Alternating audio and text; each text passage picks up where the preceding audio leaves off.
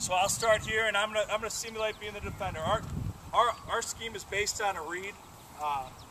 So if we're going dive and two comes to read this guard. Okay. So what I'm gonna do is I'm gonna simulate the defensive lineman. This is our lineman. Okay. So he's gonna run his 42. I'm gonna step to a hole. His job is to press the heels of this bag as much as possible. What we've done is I'm telling him to try to get his feet to this white line before he makes his cut. So I'll be here, run 42. That. You're going full go. That. That. Full go. He's gonna chuck. He's gonna make that read. Okay, so that's our 42. Get up there, Justice. What I want. You good now? You good? All right, I'm looking for Justice to press his heels up to this white line before he makes his cut. Okay. Set. Cut. I want to see him low. I want to see him exploding through the hole. Okay. I'll get up there, Ryan. What we can do too.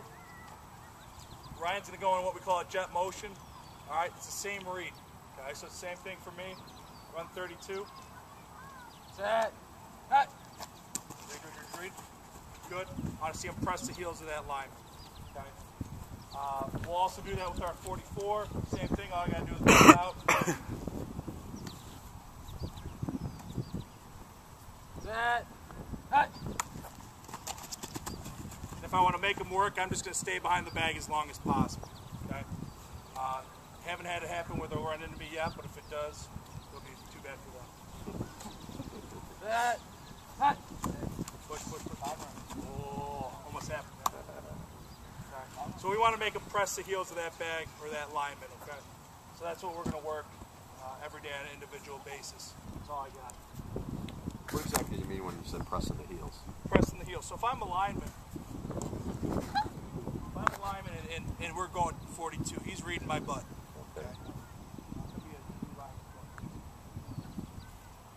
So we used to have a back who would actually, if this guy was getting put pressure, he'd literally get right up on the guy's back. And push the offensive guy, okay.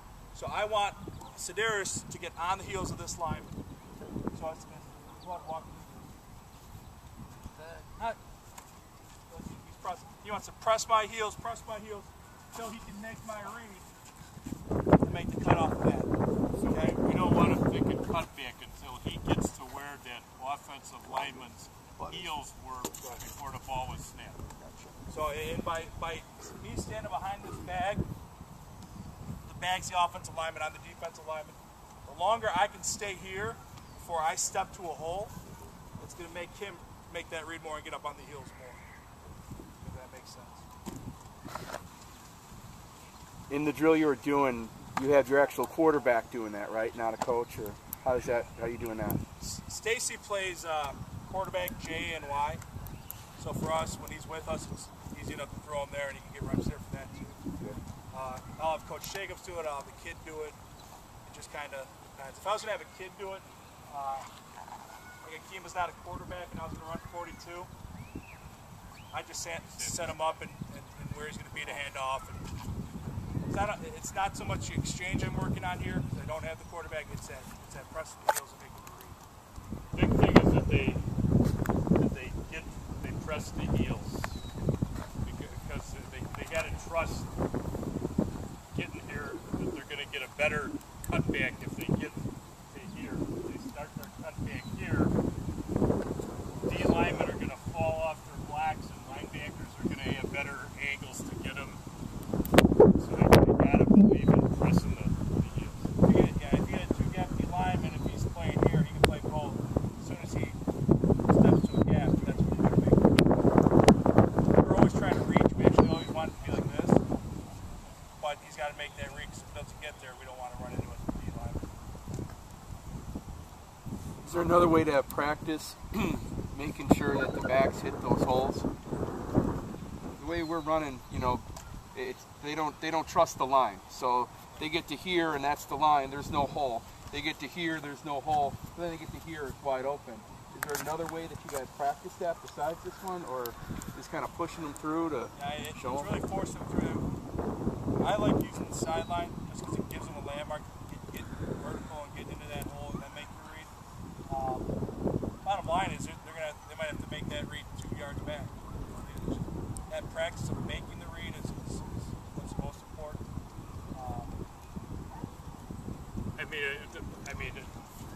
if your linemen are getting flat out beat, you know, I guess you got to tell the back he's got to cut. I mean, there's an exception to every rule like that. I mean, if your offensive guard's rear end is jacked 2 yards in the backfield and your back's running here, well, he's gonna, you got to let him be an athlete and make a move. But if we've got anywhere from a stalemate up front to movement up front, then they should be pressing the heels.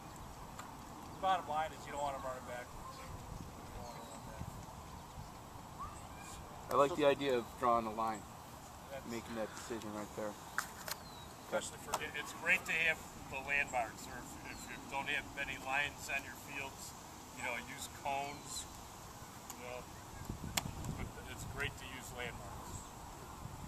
Can you take a minute, so on that 42, can you show us what your guard's supposed to do? So, find the guard.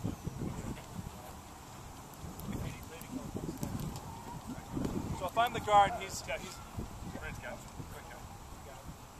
it's a zone scheme, covered, uncovered. All right, so if I'm a guard, I've got a 3-tech on me. I'm covered, so I want to reach him. Okay, so here's my center.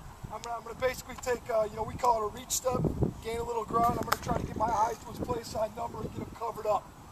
So if I actually get him reached, right, he's pressing my line of scrimmage, he's pressing my heels. He's probably gonna fall right into that B gap, the running back. But a lot of times, what's the 3-tech thought, right? Don't get reached, don't get reached. So I don't get him reached. His hat's outside. He's going to press my butt, fall into the A gap. But the longer he presses that line of scrimmage, the easier it is to block the linebacker. Because by the running back staying on that track, he's bringing that linebacker downhill to my uncovered partner there, if he's uncovered in that case. Does that answer your question or not? And of course, you got the other if we're running it to an uncovered side.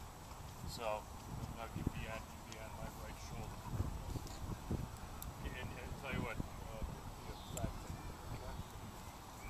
yeah, I'm a center. Okay, so now I'm covered. So I'm taking my reach step, getting my hands on his outside, working him upfield, right? And I mean, this is, again, we're zone blocking, and I don't know if you've got enough time to teach zone blocking, but I mean, this is how we do it, and that's how we run that play. So you might be saying, well, Coach, you're really blocking the guy right into the hole. That's okay. Okay, that's okay. What we're trying to do is get movement off the ball and let this guy get to here where the heels of the guard were, and then he can make his moves. And we've been doing a pretty good job of running inside. So, there will be seams that they can take advantage of if they get to that landmark. And it would be like another clinic talk to go over all of how we teach the technique of zone blocking and how it draws up against different fronts. But I mean, that's the essentials right there. So in that case here, what would the guard's responsibility be if he's not covered? Well, it just depends on where everybody else is lined up. So Probably the easiest basic rule is if I'm covered, I'm going to work play side with the next covered guy. Okay, so I've probably got a backer over me, right? Yep. So he's reaching, I'm stepping, I'm going to eye his near knee. If he's in my gap, I'm going to attack him and take him over. If he disappears, I'm up to second level. So we're working two guys working to two guys.